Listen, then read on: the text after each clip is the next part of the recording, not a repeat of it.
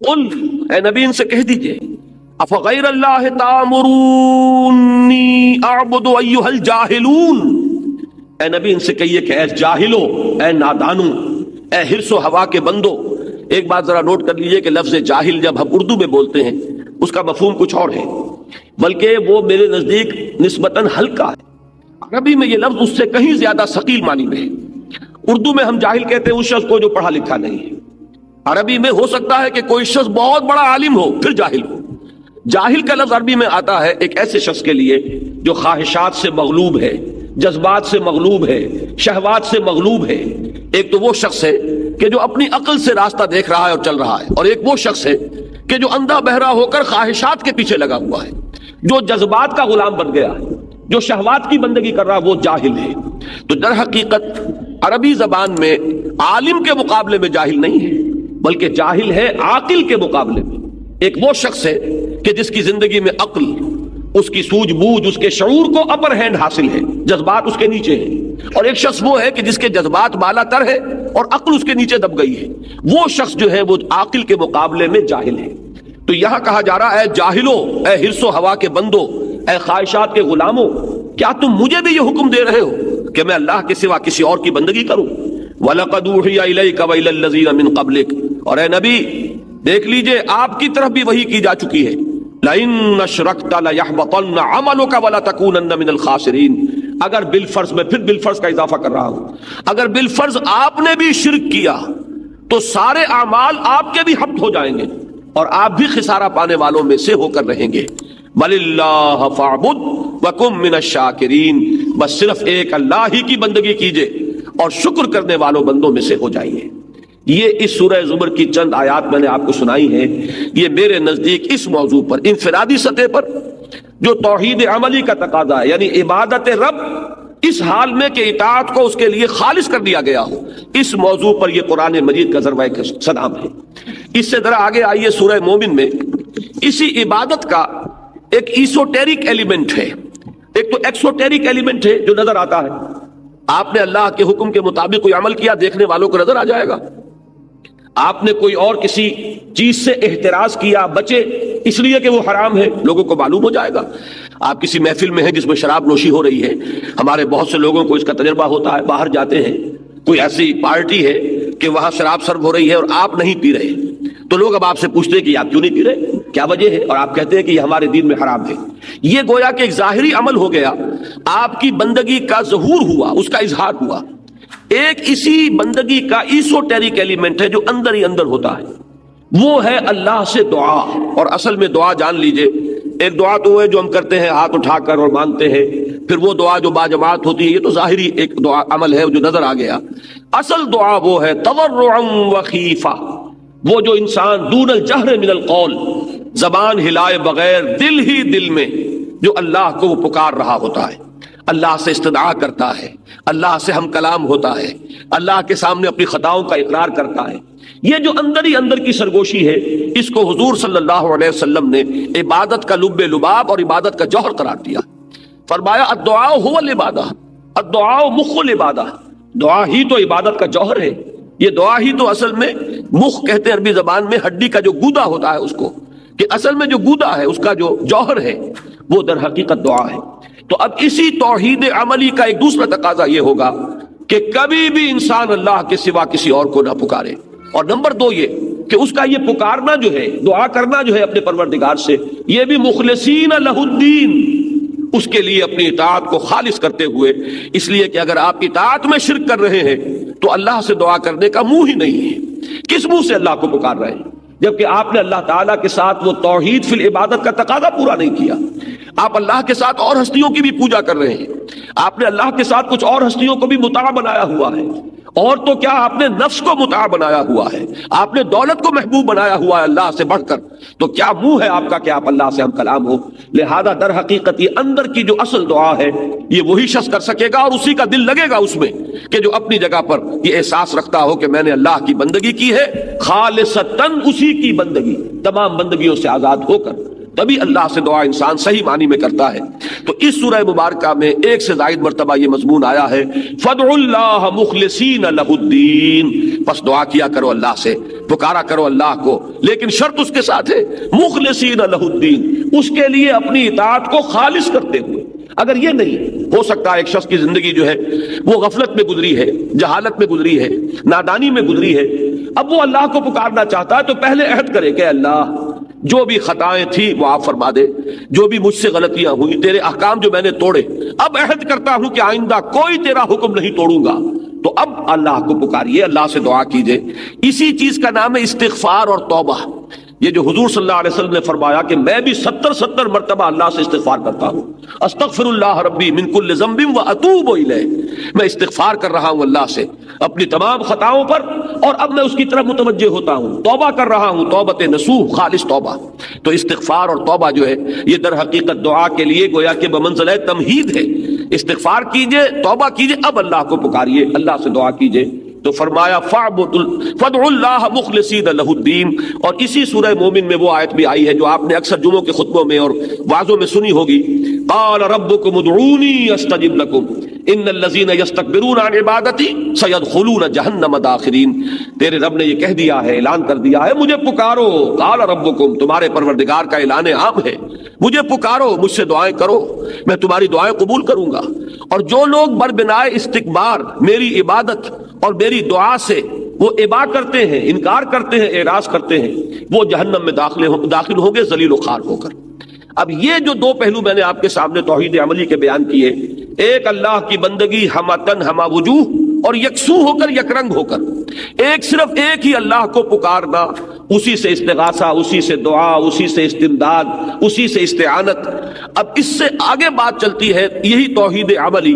اب ایک اجتماعی نظام ہے، ایک معاشرہ ہے، اس معاشرے میں دستور ہے، قانون ہے، انسانی زندگی جو ہے، جو کہا گیا ہے کہ انسان متمدن حیوان ہے، علیحدہ علیحدہ تو آپ رہتے نہیں کہ آپ اللہ کی بندگی کر سکیں، آپ ایک معاشرے کے اندر گتھے ہوئے ہیں، آپ جکڑے ہوئے ہیں، آپ کے رشتے ہیں، آپ کے ناطے ہیں، آپ کے کاروباری تعلقات ہیں، آپ جس ملک میں رہتے ہیں اس کا کوئی دستور ہے، اس کا کوئی نظام ہے، وہاں کوئی قانون نافذ ہے۔ اب یہ اجتماعی توحید کیا ہوگی کہ اللہ کا دین، اللہ کی اطاعت پورے اجتماعی نظام پر غالب ہو جائے۔ اگر ایسا نہیں ہو رہا، بلکہ یہ کہ زندگی کے ہم نے حصے بکھرے کر لیے ہیں کہ مسجد میں تو کاملتاً اللہ کی اطاعت ہوگی، لیکن پارلیمنٹ میں نہیں، ہائی کورٹ میں نہیں، چیف کورٹ میں نہیں، سپریم کورٹ میں نہیں۔ اگر یہ بات ہے تو اس کا مطلب وہی شرک ہو گیا، وہی تقسیم ہو گئی۔ جیسے انفرادی زندگی کی تقسیم شرک ہے کہ کچھ اطاعت اللہ کی کچھ کسی اور کی کر لی، کچھ اپنے نفس کی کر لی، کچھ رواج کی کر لی، کچھ زمانے کے چلن کی کر لی، تو یہی تو شرک ہے۔ یہ شرک ہے، عمل کا شرک۔ اسی طریقے سے اجتماعی نظام میں جب تک کہ پورا نظام اللہ کی اطاعت کے تابع نہ آ جائے، سیاست ہو تو اس کے تابع ہو، قانون ہو تو اس کے تابع ہو، عدل کا نظام ہے تو اس کے تابع ہو، معیشت ہے تو اس کے تابع ہو، سماجی نظام ہے تو اس کے تابع ہو، آئلی نظام ہے تو اس کے تابع ہو، جب تک کہ اجتماعی نظام پورا کا پورا اللہ کی اطاعت کے تحت نہیں آ جاتا، در حقیقت توحید کا تقاضا اجتماعی سطح پر پورا نہیں ہوگا۔ اسی کا نام ہے اقامت دین، اسی کا نام ہے تکبیر رب، اسی کا نام ہے اظہار و دین الحق علی الدین کلہ، پورے کے پورے نظام اطاعت پر اللہ کی اطاعت کو غالب کر دیا جائے۔ اسی کا نام ہے لیکون الدین کلہ للہ، کہ پورا کا پورا نظام اطاعت اللہ ہی کے تابع ہو جائے۔ اسی کا نام ہے اعلاء کلمت اللہ، جو حضور نے فرمایا کہ اصل مجاہد وہ ہے جو جنگ کرتا ہے نہ مال غنیمت کے لیے، نہ اپنی بہادری کے اظہار کے لیے، نہ وہ کسی قومی یا قبائلی عصبیت کی بنیاد پر، بلکہ صرف اس لیے لتکون کلمت اللہ ہی العلیٰ، تاکہ اللہ کا کلمہ سب سے اونچا ہو جائے، اللہ کی بات سب سے بالا ہو جائے۔ یہ جو عمل ہے، اس کے لیے پہلا قدم کیا ہوگا؟ دیکھیے اس کو اچھی طرح سمجھ لیجئے، میں چاہتا ہوں دو چار کی طرح بات سمجھ میں آئے۔ سب سے پہلا کام کیا ہے کہ میں اور آپ خود اللہ کے بندے بنے۔ اگر یہ ہم نہیں کر رہے اور ہماری اپنی اطاعت میں ابھی شرک کا رنگ ہے، ہماری اپنی محبتوں میں ابھی شرک کی آمیزش ہے، تو اس سے اگلا قدم اٹھنے کا سوال ہی نہیں۔ ہماری بندگی، ہماری اطاعت، ہماری عبادت اللہ کے لیے ہو، اطاعت کو اس کے لیے خالص کرتے ہوئے۔ اگلا قدم کیا ہوگا؟ اب اسی کی دعوت دیجئے، اسی کو عام کیجئے، لوگوں کو، اوروں کو بھی یہ بات کہیے کہ اللہ کے بندے بنو، اپنے خواہشات کی بندگی ترک کرو، اور کسی کی اطاعت جس میں معصیت آ رہی ہو اللہ کی، اس کو ترک کر دو، خدا واحد کی بندگی اختیار کرو. یہی دعوت ہے تمام انبیاء کرام کی. قرآن مجید میں آپ پڑھ جائیے کتنی ہی صورتوں میں ایک ایک رسول کا نام لے کر فرمایا گیا ہے. ان سب کی ایک ہی دعوت تھی. نوح ہو، ہود ہو، صالح ہو، شعیب ہو، ابراہیم ہو، لوط ہو، موسیٰ ہو، عیسیٰ ہو، محمد الرسول اللہ ہو صلی اللہ علیہ وسلم علیہ الصلوۃ والسلام. دعوت کیا ہے؟ ان اعبدوا اللہ ما لکم من الہ غیرہ. اللہ کی بندگی کرو، اللہ کی اطاعت اختیار کرو، اس کے سوا تمہارا کوئی معبود نہیں ہے. یا یہ کہ الفاظ تھوڑے سے بدل جاتے ہیں.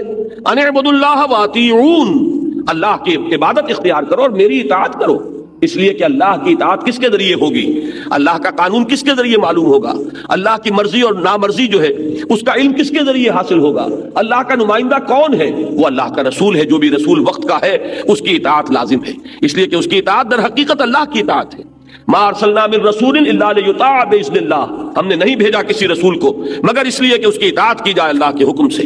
اس کی اطاعت کس کی؟ ومن یطع الرسول فقد اطاع اللہ. جس نے رسول کی اطاعت کی اس نے اللہ کی اطاعت کی. تو تمام رسولوں کی دعوت آئی ہے اسی عنوان سے، ان اعبدوا اللہ ما لکم من الہ غیرہ، یا ان اعبدوا اللہ واطیعون، اللہ کی بندگی کرو اور میری اطاعت کرو. قرآن مجید کیوں نازل ہوا؟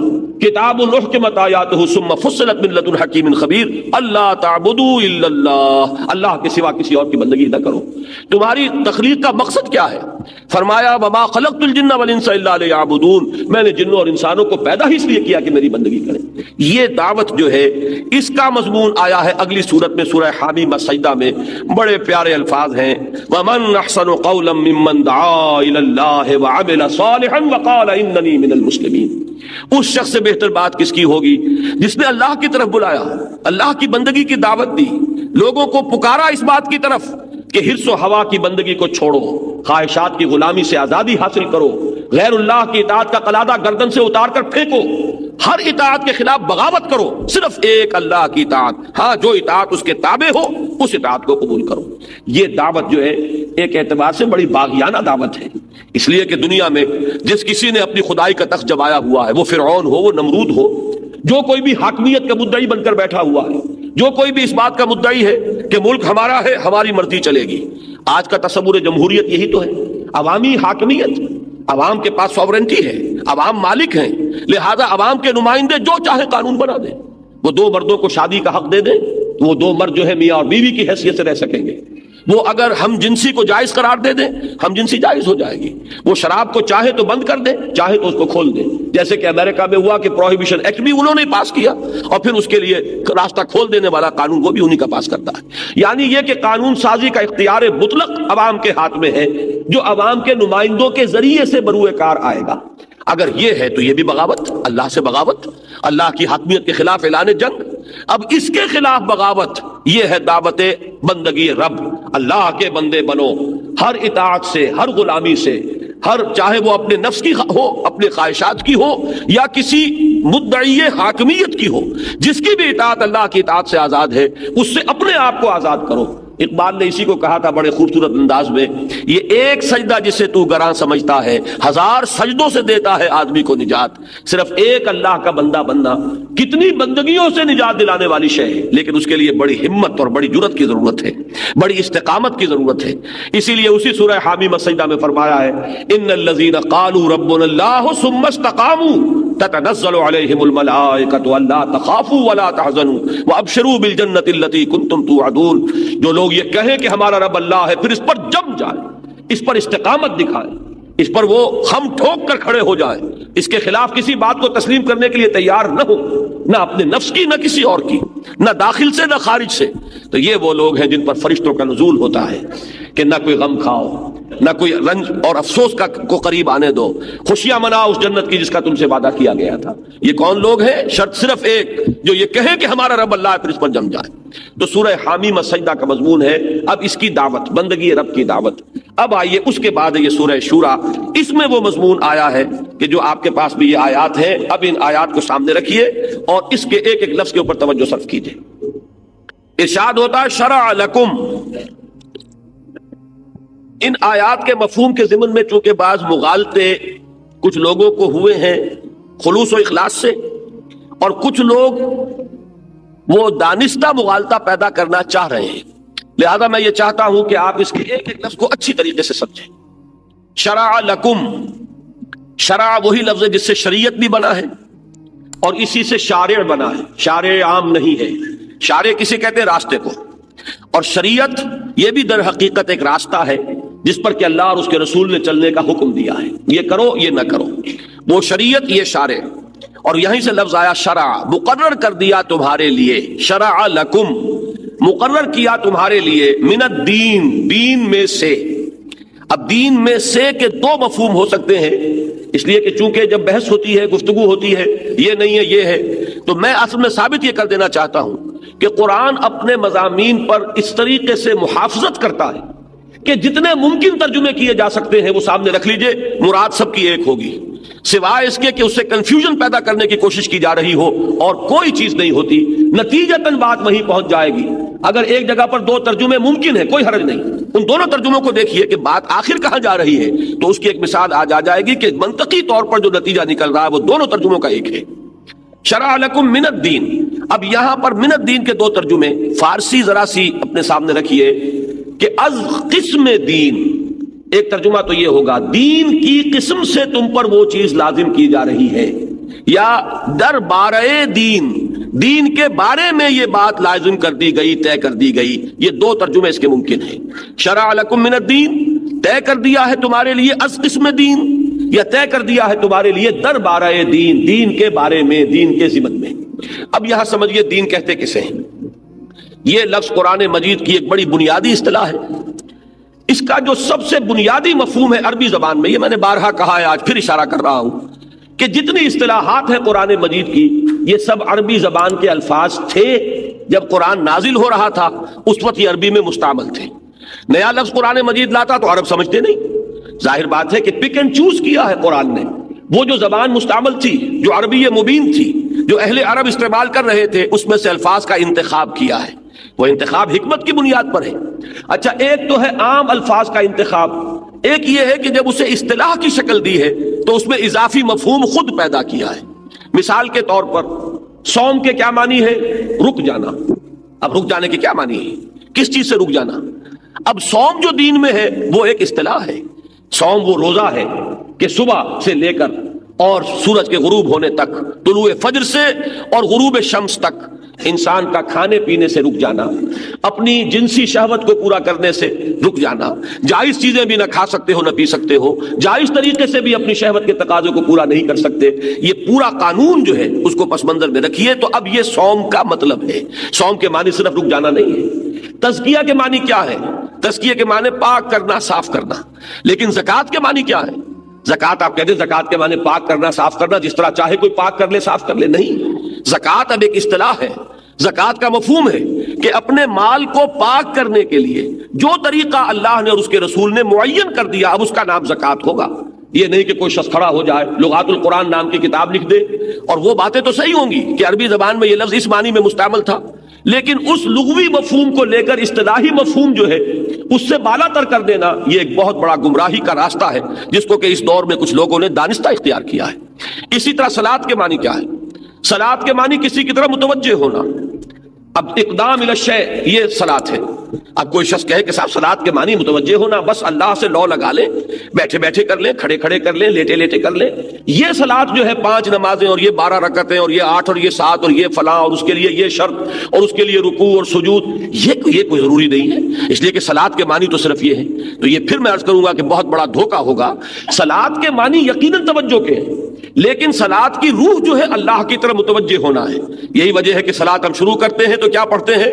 انی وجہت وجہی للذی فطر السماوات والارض حنیفا وما انا من المشرکین. میں نے اپنا رخ کر لیا اس ذات کی طرف جس نے آسمان اور زمین کو پیدا فرمایا یکسو ہو کر، اور میں اس کے ساتھ شرک کرنے والوں میں نہیں. یہ اصل میں توجہ جو ہے اللہ کی طرف، توجہ کا ارتکاز، یہ نماز کی روح ہے. لیکن یہ صلاۃ کا نظام وہ ہوگا جو محمد رسول اللہ صلی اللہ علیہ وسلم نے معین کر دیا ہے. اسی طریقے سے دین، یہ جو لفظ ہے عربی زبان کا لفظ ہے، معنی کیا ہے؟ اس کے دو مفہوم ہمیشہ سے چلے آ رہے تھے. ایک جزا و سزا، بدلہ، اور ایک اطاعت. جزا و سزا، بدلہ، اس معنی میں یہ قرآن مجید میں کثرت سے استعمال ہوا ہے. سب سے زیادہ اہمیت کے ساتھ سورہ فاتحہ میں مالک یوم الدین، کیا ترجمہ وہاں آپ کرتے ہیں؟ جزا و سزا کے دن کا مالک. جس دن کے طے ہو جائے گا کون ہے کہ جو اللہ کے ہاں کامیاب قرار پا رہا ہے اسے جزا ملے گی، کون ہے جو ناکام قرار پا رہا ہے جو مستوجب سزا ہے۔ تو جزا و صدا کا کے دن کا مالک یعنی مختار مطلق وہ ہے، اسی کے ہاتھ میں اختیار ہے، کوئی اور اس سے بالا تر اختیار رکھنے والا نہیں ہوگا۔ لمن الملک اليوم للہ الواحد القہار، اسی سے لفظ بنا ہے، حروف اصلی وہی ہے۔ دین کسے کہتے ہیں؟ دین قرض کو کہتے ہیں، اس لیے کہ قرض واپس آتا ہے، جیسے جزا یا سزا واپس آتی ہے۔ آپ نے کوئی عمل کیا، اس کا نتیجہ ہے، اس کا ریباؤنڈ ہے، اس کا در حقیقت یہ نتیجہ ہے جو آپ کو مل رہا ہے۔ اسی طریقے سے آپ نے کسی کو 100 روپیہ ہدیتاً دیا، وہ واپس نہیں آئے گا، کسی کو ہبہ کیا واپس نہیں آئے گا، دین ہے قرض ہے تو واپس آئے گا۔ تو دین میں اور دین میں صرف زیر اور زبر کا فرق ہے۔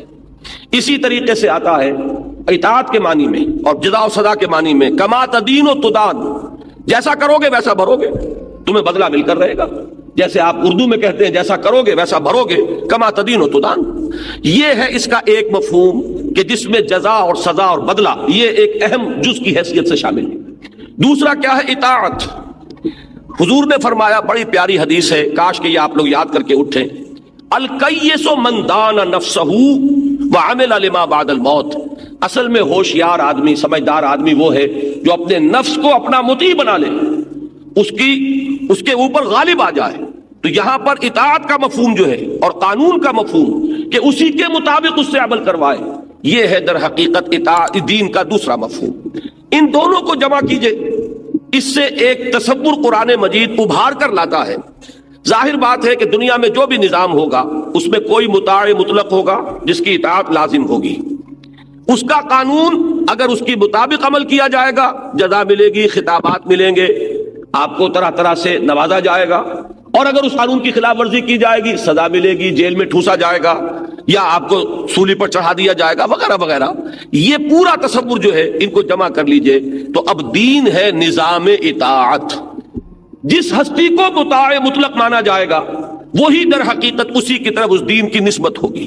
جیسے سورہ یوسف میں آیا ہے، آپ میں سے اکثر حضرات کو وہ مقام مستحضر ہوگا، حضرت یوسف اپنے بھائی بنیامین کو روکنا چاہتے تھے، لیکن ظاہر بات ہے کہ وہاں قانون جو ہے وہ تو بادشاہ کا تھا، وہ بادشاہ جس نے خواب دیکھا تھا اور جس کے خواب کے نتیجے میں حضرت یوسف جیل سے نکلے ہیں اور ایک بہت بڑے عہدے پر فائز ہوئے ہیں۔ اب ان کے بھائی جو آئے ہیں قحط زدہ علاقے سے غلہ لینے کے لیے، حضرت یوسف نے پہچان لیا، انہوں نے نہیں پہچانا۔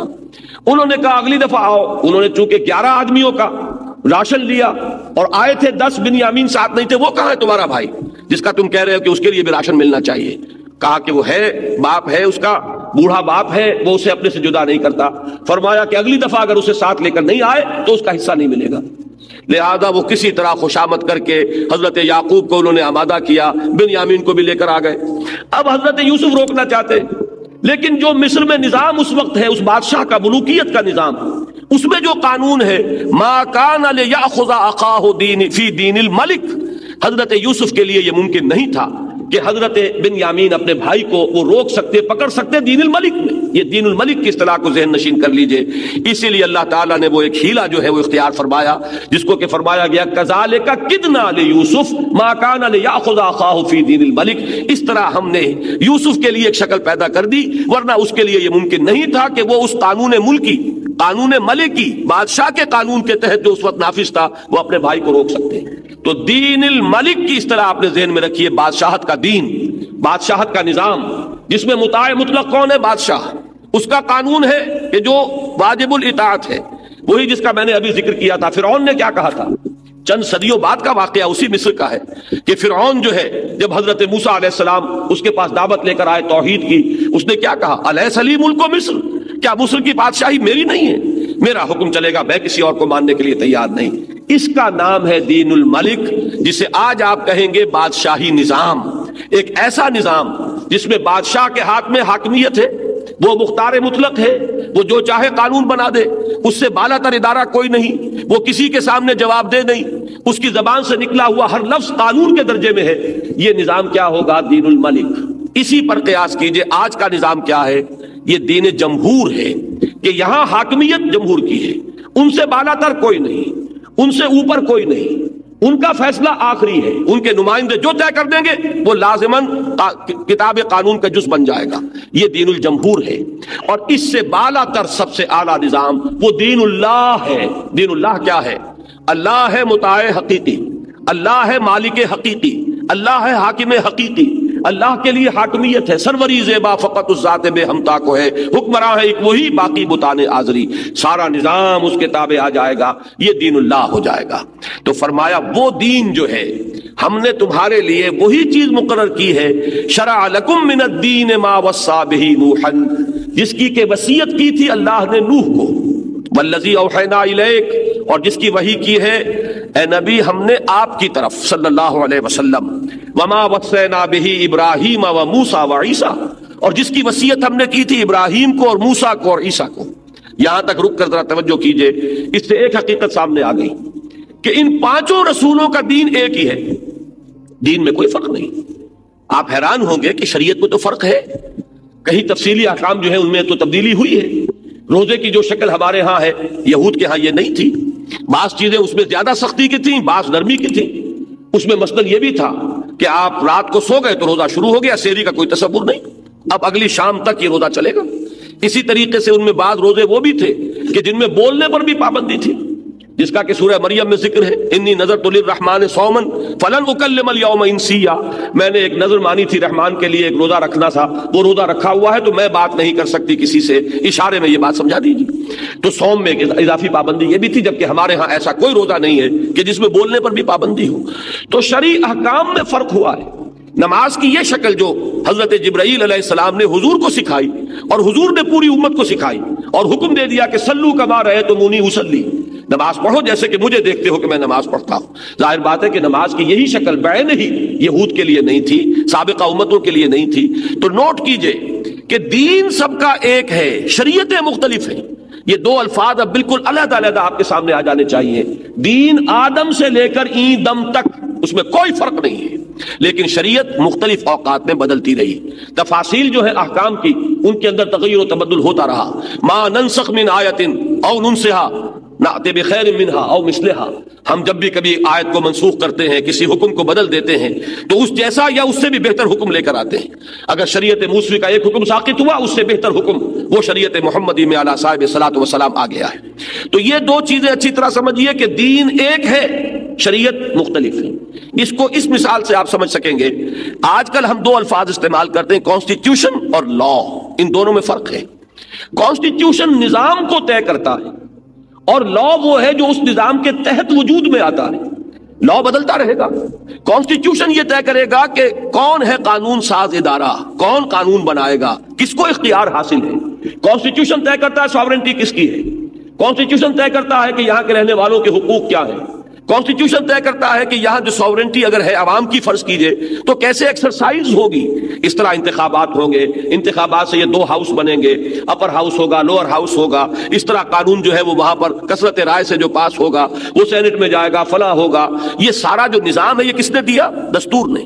اب اس نظام کے تحت پارلیمنٹ بیٹھی ہوئی ہے، قانون بن رہے ہیں، کسی قانون میں ترمیم ہو گئی ہے، کسی قانون میں اضافہ ہو گیا ہے۔ وہ کلا کے ہاں آپ نے کتابیں دیکھی ہوں گی، چیپیاں لگی ہوتی ہیں، ایک قانون یہ تھا اس میں فلاں دفعہ کا اضافہ ہو گیا، وہ بیچارے اس کو وہاں چپکا لیتے ہیں تاکہ یہ کہ جب ہم اس قانون کا مطالعہ کر رہے ہوں تو یہ بھول نہ جائیں کہ اس کی فلاں دفعہ میں یہ ترمیم ہو چکی ہے، بلکہ یہ کہ وہ ترمیم بھی وہیں پہ چپکی ہوئی ہمیں مل جائے۔ تو قانون میں رد و بدل ہوتا رہتا ہے، لیکن آپ کو معلوم ہے جدید کانسیپٹ کیا ہے؟ دستور کو حتی الامکان اس کو ہاتھ نہیں لگایا جاتا، دستور میں تبدیلی کو بہت مشکل بنا دیا جاتا ہے۔ قانون میں کثرت رائے سے فیصلہ ہو جائے گا، اور دستور میں آپ کو معلوم ہے 2/3 اکثریت ہو اور اس طرح کا معاملہ ہو، اور اگر فیڈرل قسم کا نظام ہے تو اس میں یہ کہ ہر صوبے کے نمائندوں کی بھی اتنی جو ہے تعداد، اس میں اتنی پرسنٹیج شامل ہو، تب آپ دستور کو ہاتھ لگاتے ہیں۔ دستور کے بارے میں کوشش زیادہ سے زیادہ یہ ہوتی ہے کہ اس کا تسلسل ہو، اس کا دوام ہو، اس میں تبدیلی نہ ہو، لیکن یہ ساری باتیں پاکستان کے حوالے سے بے معنی ہیں۔ ہمارا ملک وہ ہے، یہ ساری باتیں اصولی اعتبار سے کہہ رہا ہوں، ہمارا ملک تو وہ ہے، میں نے اس سے بھی پہلے وہ شعر کوٹ کیا ہے کہ اس سوچ میں کلیاں زرد ہوئیں، اس فکر میں غنچے سوکھ گئے، آئین گلستان کیا ہوگا، دستور بہاراں کیا ہوگا۔ یہاں تو یہ کہ خاموشی گفتگو ہے، بے زبانی ہے زباں میری، تو بے آئینی ہی ہمارا آئین ہے، بے دستوری ہمارا دستور ہے۔ وہ BBC رپورٹ لیاقت علی خان کی یاد کیجئے 48 وہ ریجیکٹ ہوئی، اس کے بعد 56 تک معاملہ چلتا رہا، دستور بنا، اس دستور کو دن کی روشنی جسے انگریزی میں کہتے ہیں لائٹ آف دی ڈے دیکھنا نصیب نہیں ہوا کہ وہ ختم ہوا۔ 62 میں بنا، جس نے بنایا تھا اس کے ساتھ وہ بھی گیا۔ پھر سن 73 میں بنا، اس 73 کے دستور کے بارے میں یہ ماننا پڑتا ہے کہ جس نے بنایا تھا اس نے واقعی بہت بڑا کارنامہ سر انجام دیا تھا کہ کنسنسس کے ساتھ، تمام پارٹیوں کے مفاہمت کے ساتھ، گیو اینڈ ٹیک کے ذریعے سے سب کے دستخط حاصل کیے۔ اتنا کنسنسس ہمارے ہاں آج تک کسی بھی دستوری جو بھی دستاویز ہے اس کو حاصل نہیں ہوا۔ لیکن بدقسمتی یہ کہ جس شخص نے اتنا بڑا کارنامہ کر کے دکھایا، خود اس نے اس کی مٹی پلید کی، اس میں جو ترمیمیں شروع کی ہیں اور بروٹ میجورٹی سے جو ترمیمیں کی ہیں اس نے اس کا حلیہ بگاڑ کر رکھ دیا۔ ایک بہت بڑا کریڈٹ جو اس نے حاصل کیا تھا اس نے اپنے ہاتھوں دفن کر دیا اس کو۔ اور اس کے بعد سے جو کچھ ہو رہا ہے، یہ دستور، اب اس میں جو ترامیم ہوئی ہے، وہ اسمبلی تو ظاہر بات ہے کہ یہ اسمبلی کوئی متفق علیہ اسمبلی نہیں ہے۔ یہ اسمبلی وہ نہیں ہے کہ جس کے بارے میں یہ کہا جا سکے کہ کوئی اختلاف رائے نہیں ہے، جبکہ وہ اسمبلی وہ تھی جس الیکشن کے نتیجے میں وجود میں آئی تھی۔ اس کے بارے میں اور جو کچھ آپ کہیں، کسی نے آج تک یہ نہیں کہا کہ اس میں کوئی جانبداری ہوئی تھی یا اس میں کوئی دھن دھونس اور دھاندلی کا معاملہ ہوا تھا، اس سے ہمارا ملک دو لخت ہوا، جو ہوا وہ بری بات ہوئی۔ لیکن یہ کہ اس الیکشن پر کسی نے بھی حرف آج تک نہیں رکھا۔ اوپن الیکشن تھا اور تمام پارٹیوں کو اجازت تھی، سب نے کھل کر حصہ لیا تھا۔ بہرحال میں عرض یہ کر رہا تھا کہ ہمارے ملک میں تو دستور ہے ہی نہیں۔ اس اعتبار سے اس میری گفتگو کو آپ سمجھ نہیں پائیں گے۔ آپ اصولی سطح پر سوچئے کہ ایک دستور ہوتا ہے کسی ملک کا، اس میں ترمیم انتہائی مشکل کام بنا دی جاتی تاکہ نظام کا ایک تسلسل رہے، اس نظام کے تحت حکومت بنے، حکومت ختم ہو۔ اندرا گاندھی اگر ہاری تو اس کے تحت ہاری، جیتی تو اس کے تحت جیتی۔ یہ انہوں نے اس نظام کو اپنا برقرار رکھا، اور وہی بات ہے کہ جو آج ہم سے بہت آگے ہے وہ اس سطح سے کہ انہوں نے اپنا وہ نظام اتنا مستحکم رکھا ہوا ہے۔ یہ نہیں ہے کہ پرابلمز وہاں نہیں ہے، ہمارے ہاں صوبائیت ہے تو وہاں ہم سے بڑھ کر ہے، ہمارے ہاں تو مذہب کا مسئلہ تو نہیں ہے، وہاں تو آپ کو معلوم ہے کہ مذاہب کی کھچڑی ہے ہندوستان میں، جہاں جتنی زبانیں وہاں بولی جاتی ہیں، ہمارے ہاں تو 10واں حصہ بھی تعداد کے اعتبار سے زبانوں کا نہیں۔ مسائل بہت گمبھیر ہیں ان کے، اس کے باوجود وہ انہوں نے نظام ایسا بنایا ہے۔ میں کہا کرتا ہوں کہ شوک ایبزاربرز اتنے رکھ دیے ہیں اس کے اندر کہ بڑے سے بڑا ہنگامہ ہوتا ہے، ذرا سی وہ وائبریشنز ہوتی ہیں اور اس کے بعد پھر وہ معاملہ اس کے اندر ایڈجسٹ ہو جاتا ہے۔ یہ ہے دستور کا کام اصل میں، کہ ایک دستور ہے، اس دستور کی پٹڑی پر اس ملک کی گاڑی چل رہی ہے۔ البتہ اس دستور کے تحت جو قانون سازی کا نظام بنا دیا گیا، اس میں اب قانون جو ہے اس میں ترمیم ہو سکتی ہے، نئے قانون بن سکتے ہیں۔ اسی طریقے سے جان لیجئے اللہ کا دین ہمیشہ سے ایک ہے۔ دین کیا ہے؟ حاکمیت اللہ کی، اسی کی اطاعت پر نظام قائم ہوگا، رسول اس کا نمائندہ ہے، جو کچھ وہ فرمائے گا وہ ماننا ہوگا، اس کی اطاعت لازم ہوگی۔ یہ ہے دستور۔ اب اس کے تحت ظاہر بات ہے کہ موسیٰ آئے، انہوں نے حکم دیا، انہوں نے جو حکم دیا، اب وہ دین اللہ کا وہ ورشن ہوگا کہ جو وہاں پر نافذ ہوگا۔ اور جب حضرت محمد صلی اللہ علیہ وسلم تشریف لائے، آپ نے وہ واقعہ سنا ہوگا کہ ایک موقع پر حضرت عمر کسی معاملے میں غالباً آرگو کر رہے تھے کسی مسئلے پر، اور تورات اٹھا کر لے آئے، حضور سے گفتگو کرتے ہوئے تورات پڑھ رہے ہیں، تو حضور کے چہرے پر ناگواری کے آثار ہوئے۔ حضرت ابوبکر موجود تھے، وہ دیکھ رہے ہیں، حضرت عمر تو اپنے پڑھنے میں لگے ہوئے، تورات پڑھ کر سنا رہے ہیں حضور کو۔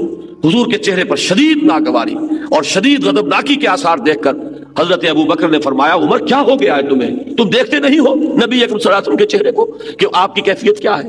اب جو انہوں نے اٹھا کر دیکھا، حضور کا غضبناک چہرہ دیکھا، تو بار بار اب جملے دہرائے، رضیت باللہ ربا وبمحمد رسولا وبالاسلام دینا، رضیت باللہ ربا وبمحمد رسولا وبالاسلام دینا، کہ کوئی میرے اندر سرکشی نہیں ہے، میں راضی ہوں اس پر کہ اللہ میرا رب ہے، محمد رسول ہے صلی اللہ علیہ وسلم، اسلام میرا دین ہے۔ تب حضور کا وہ غصہ فرو ہوا اور آپ نے فرمایا کہ اے عمر، اگر موسیٰ خود بھی اس وقت زندہ ہوتے تو انہیں میری پیروی کرنی ہوتی۔ تو ظاہر بات ہے کہ جب ان کو میری پیروی کرنی ہوتی تو ان کی کسی بات کو دلیل کے طور پر میرے سامنے کیسے پیش کیا جا سکتا ہے؟ یعنی یہ کہ رسول اب محمد ہے صلی اللہ علیہ وسلم، تو نمائندے کون ہیں؟ اللہ کے، حضور ہیں، اب ان کا حکم ہوگا جو نافذ ہوگا۔ آپ سے پہلے حضرت موسیٰ کی شریعت تھی، وہ نافذ العمل تھی، تو یہ شریعتیں بدلی ہیں، دین ایک رہا ہے۔ یہ بات میں چاہتا ہوں کہ اچھی طرح سمجھ لیں۔ آدم کا دین، نوح کا دین، ابراہیم کا دین، ہود کا دین، صالح کا دین، لوط کا دین، اور موسیٰ کا دین، عیسیٰ کا دین اور محمد کا دین صلی اللہ علیہ وسلم وعلیہ الصلوۃ والسلام، وہ ایک ہے، اس میں قطعاً کوئی فرق نہیں۔ وہ دین کیا ہے؟ حاکم مطلق اللہ، اس کا نمائندہ اللہ کا رسول، اس کی ہدایت کے مطابق پورا نظام بنے گا۔ میں نے بارہا عرض کیا ہے کہ ہمارے ہاں جو دستوری خاکے بنے ہیں، ان میں اس کا تقاضا ایک دفعہ کی صورت میں ہمیشہ پورا کیا گیا۔ No legislation will be done repugnant to the Quran and the Sunnah. بس یہی دستور ہے, یہی دین ہے. کوئی قانون سازی اللہ اور اس کے رسول کے, اس کی سنت کے خلاف نہیں کی جا سکے گی. یہی ہے کہ اگر 100% اس کو آپ نافذ کر دیں تو یہ ہے دین اللہ. تو فرمایا شرع لکم من الدین ما وصى به نوحا والذی اوحینا الیک وما وصینا به ابراہیم وموسیٰ وعیسیٰ. اب آیا ہے وہ اصل میں کانٹے کا لفظ, ان اقیموا الدین ولا تتفرقوا فیہ, کہ قائم کرو دین کو اور اس کے بارے میں متفرق نہ ہو جاؤ. اب دیکھیے میں نے جو عرض کیا تھا 2 ترجمے, کہ دین تمہارے لیے وہی مقرر کیا گیا جو ان 5 کا دین ہے. اگر یہ مفہوم لیں گے کہ از قسم دین وہی دین تمہارے لیے ہے, تو یہاں پر خطاب ہو جائے گا ان اقیم الدین, کس سے؟ مسلمانوں سے. یہ دین جو چلا آ رہا ہے نوح سے لے کر اور محمد تک ایک ہی دین ہے. اے مسلمانوں, تمہارے ذمہ یہ ہے کہ اسے قائم کرو, اسے نافذ کرو, اس کو بالفعل برپا کرو. اور اگر یہ لیا جائے کہ دربارہ دین جو چیز ان پر تھی وہی ہے مسلمانوں تم پر فرض ہے, کہ نوح کے ذمہ بھی یہی بات تھی کہ دین کو قائم کرو, ابراہیم کے ذمہ بھی یہی بات تھی کہ دین کو قائم کرو, موسیٰ کے ذمہ بھی یہی بات تھی کہ دین کو قائم کرو, عیسیٰ کے ذمہ بھی یہی بات تھی کہ دین کو قائم کرو. آج وہی فرض زمانے کے اس مرور کے ساتھ اے مسلمانوں, وہ مقدس فرض اب آج تمہارے کندھوں پر آ گیا ہے. شرع لکم من الدین ما وصى به نوحا والذی اوحینا الیک وما وصینا به ابراہیم وموسیٰ وعیسیٰ ان اقیموا الدین ولا تتفرقوا فیہ. دونوں ترجموں کے اعتبار سے مراد میں قطعاً کوئی ایک بال برابر فرق نہیں.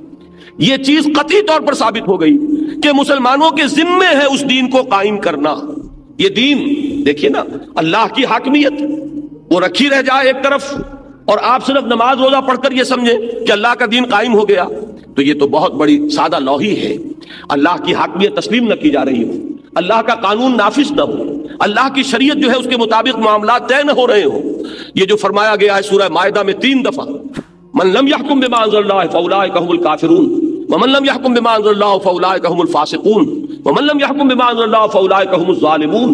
جو اللہ کی اتاری ہوئی شریعت کے مطابق فیصلے نہیں کرتے وہی تو فاسق ہیں, وہی تو ظالم ہیں, وہی تو کافر ہیں. یہی انداز ہے بالکل علامہ اقبال کے اس شعر کا جو میں سنا چکا ہوں کہ بتوں سے تجھ کو امید ہے خدا سے نو امیدی, مجھے بتا تو صحیح اور کافری کیا ہے. تم نے اللہ کی شریعت کو پسے پش ڈالا, اپنی مرضی سے قانون بنائے, اور اس سے بڑا کفر کیا ہوگا. تم نے اللہ کی اتھارٹی کو چیلنج کیا, اس کی حاکمیت کا انکار کیا. تم خود مدعی بن کر آئے حاکمیت کے کہ ہمیں اختیار ہے کہ جو چاہے قانون بنا دے. اس سے بڑی بغاوت اللہ کی جناب میں کیا ہوگی. اور اس کا کفارہ تم چند سجدوں کے ذریعے سے اللہ کو ٹرخانا چاہتے ہو. چند سجدے کر کے اور چند روزے رکھ کر تم سمجھتے ہو کہ کفارہ ادا ہو جائے گا. یہ بغاوت عمومی جو پوری زندگی میں ہے, ظہر الفساد فی البر والبحر بما کسبت ایدی الناس, یہ بغاوت تو بحر و بر کے اندر پھیلی ہوئی ہے, چھائی ہوئی ہے, اور تم چند سجدوں سے اور چند روزوں سے یہ سمجھو کہ تم کفارہ ادا کر دے گے. تو یہ سادہ لوحی ہے, اس کے سوا کچھ نہیں. یخادعون اللہ والذین آمنوا وما یخدعون الا انفسهم. یہ دھوکہ دینے کی کوشش کر رہے ہیں اللہ کو اور اہل ایمان کو, مگر نہیں دھوکہ دے رہے سوائے اپنے آپ کے اور کسی کو. یہ ہے اصل میں ان اقیم الدین, کہ قائم کرو دین کو. اس میں بھی کچھ لوگوں نے اس دور میں آ کر باتیں کرنی شروع کی ہیں, میں چاہتا ہوں اس کو بھی اچھی طرح سمجھ لیں. قامہ یقومو کے معنی کھڑا ہونا, اور اقامہ یقیمو کھڑا کرنا. بعض حضرات نے ترجمہ کیا, وہ ترجمہ صحیح ہے کہ قائم رکھو دین کو, میں نے کہا قائم کرو دین کو. دونوں ترجمے 100% درست, مراد ایک ہی ہے. اس کو بھی جان لیجئے تاکہ اس معاملے میں کوئی شخص آپ کو مغالطے میں مبتلا نہ کر سکے. دیکھیے مثال ہے خیمے کی. خیمہ اگر کھڑا ہے تو کھڑا رکھا جاتا ہے. آندھی آ رہی ہے, اس کے کھوٹے مضبوط کرو, رسی دیکھو کوئی کمزور تو نہیں. یہ بھی ہو سکتا ہے کہ جب جھکڑ آ رہا ہو تو آپ رسیوں کو پکڑ کر کھڑے ہو جائیں, آپ بانسوں کو پکڑ کر کھڑے ہو جائیں کہ خیمہ گرنے نہ پائے. یہ کیا ہے؟ خیمے کو قائم رکھنا, اس لیے کہ کھڑا ہے. اور اگر خیمہ گر جائے تو سیدھی بات کیا ہوگی, اب رکھیں گے کس چیز کو, وہ تو گر چکا. اب ترجمہ ہوگا قائم کرو, اس خیمے کو قائم کرو اور پھر قائم رکھو. یہ 2 چیزیں ہیں کہ جن میں مفہوم کے اعتبار سے, مراد کے اعتبار سے کوئی فرق نہیں. یہ صرف ماحول کے اعتبار سے فرق ہوگا. فرض کیجئے کوئی شخص پیدا ہوا ہے خلافت راشدہ میں, دین قائم تھا کہ نہیں, اب وہ قائم کرے گا کس چیز کو؟ دین تو قائم ہے. اب اس کا فرض کیا ہوگا؟ دین کو قائم رکھو. جو کام کیا حضرت ابو بکر صدیق نے, آندھیاں آئی تھی کہ نہیں آئی تھی؟ یہ جو مرتد ہوئے, ارتداد کی ایک آندھی آئی, مانعین زکوٰۃ کی آندھی آئی, یہ نئی نبوتوں کے دعوے دار جو ہے ایک جھکڑ بن کر اٹھے. یہ سب کس لیے اٹھے تھے؟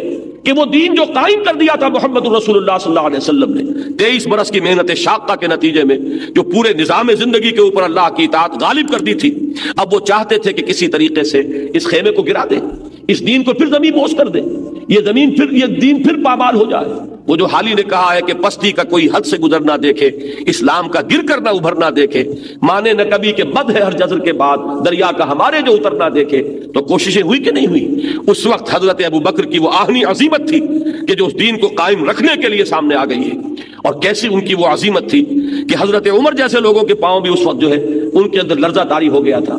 وہ بھی کچھ مصلحت کا مشورہ دے رہے تھے کہ کم سے کم یہ مانعین زکوٰۃ جو ہیں ان کے ساتھ، ان کے خلاف کوئی آپ محاذ نہ کھولیں، آپ نئی نبوت کے دعوے داروں سے جنگ کریں، ٹھیک ہے، لیکن انہوں نے تو کوئی نئی نبوت کا اقرار نہیں کیا۔ لیکن حضرت ابو بکر رضی اللہ تعالیٰ عنہ کی عظیمت کا عالم یہ تھا کہ خدا کی قسم اگر یہ حضور کے زمانے میں زکوٰۃ کے اونٹوں کے ساتھ اس کی رسیاں بھی دیتے تھے، اب اگر یہ اونٹ دیں اور رسی روک لیں تب بھی میں ان سے جنگ کروں گا، میں دین کے اندر کوئی ترمیم نہیں کرنے دوں گا۔ وہ دین جو محمد رسول اللہ نے ہمیں دیا، اس دین کو قائم رکھنا ہے، اس میں کوئی کمی ہم نے گوارا کر لی تو دین قائم کہاں رہے گا؟ تو یہ جان لیجئے کہ خلافت راشدہ میں دین کو قائم رکھا گیا، نہ یہ کہ قائم کیا گیا، قائم کیا تو محمد رسول اللہ نے صلی اللہ علیہ وسلم، انقلاب عظیم جو آپ نے برپا کیا۔ اب اس کے بعد جو ہے جو آج ہمارا حال ہے، وہ جو ابھی میں حالی کی زبان سے اپنا حال آپ کو سنا چکا ہوں، وہ کیا ہے؟ دین جو ہے زمین بوس، پامال، دنیا کے اندر کہیں وہ دین جو ہے اپنے ایک نظام زندگی کے حصے سے کھڑا نہیں ہے، اجزاء ہے، کہیں پر یہ ہے کہ نماز روزہ ہی ہے، کہیں یہ کہ چور کا ہاتھ کاٹ ڈالنا بھی ہے، اس سے آگے نہیں۔ پورا نظام حکومت، پورا نظام معیشت، یہ جو ہے وہ دین کے تابع نہیں ہے۔ تو وہ دین ایک کل کی حیثیت سے کہیں بھی نہیں۔